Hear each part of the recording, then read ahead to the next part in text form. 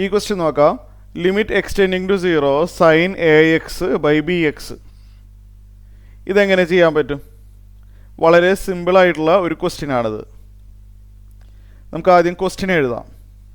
Limit extending to 0 sine of a x by b x. അതിൽ ആ A X സൈനുള്ളിലാണ്. Okay, അപ്പോൾ ഇതെങ്ങനെ ചെയ്യാം? എക്സിന് ഡയറക്റ്റായിട്ട് 0 കൊടുക്കാൻ പറ്റില്ല. എക്സിന് 0 കൊടുത്താൽ ഡിനോമിനേറ്റർ 0 ആവും. ഡിവിഷൻ ബൈ 0 നമുക്കറിയില്ലല്ലോ ചെയ്യാൻ. അപ്പം ഞാനൊരു കാര്യം ചെയ്യാൻ പോവാണ്. ഇതിൽ ആ ബി ഇല്ലേ, താഴെയുള്ള ആ ബി മാത്രം ഞാൻ പുറത്തോട്ടൊന്ന് എടുത്തോട്ടെ. എന്തിനാണെന്നുള്ളപ്പോൾ പറഞ്ഞുതരാം. ബി ഒരു കോൺസ്റ്റൻ്റ് ആണ്. എക്സ് അല്ലേ 0 ആവുന്നുള്ളൂ. അത് ബീനെ അഫക്റ്റ് ചെയ്യുന്നില്ലല്ലോ. എക്സ് 0 ആവുന്നു എന്നുള്ള കാര്യം ബീനെ അഫക്റ്റ് ചെയ്യുന്നില്ല. ബി ഞാൻ ജസ്റ്റ് പുറത്തോട്ട് എടുക്കുകയാണ്. കോൺസ്റ്റൻ്റ് പുറത്തോട്ട് എടുക്കാൻ പറ്റും, ലിമിറ്റിനെ പുറത്തോട്ട് എടുക്കാം. ഇത് 1/b എന്നാണല്ലോ ഇതിപ്പോൾ, അല്ലേ?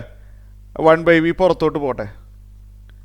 Limit extending to 0 sine of a x by x എന്ന് വരും. ആ 1/bനെ ഞാൻ പുറത്തോട്ട് എടുത്തു. അപ്പോൾ ഇത് 1/b ഇൻറ്റു, നമ്മളിത് സ്റ്റാൻഡേർഡ് റിസൾട്ടായിട്ട് പഠിച്ചിട്ടുണ്ടല്ലോ, identity. Limit extending to 0 sine n x by x. N ആണെന്ന് പഠിച്ചിട്ടില്ലേ? അതുപോലെയല്ലേ ഇത് വന്നിരിക്കുന്നത്. Limit extending to 0 sine a x by x. A ആണ് നമ്മൾ പഠിച്ച തിയറം. 1/b ഇൻറ്റു എ ആണിത്. അതായത് a/b ആണ് ആൻസർ.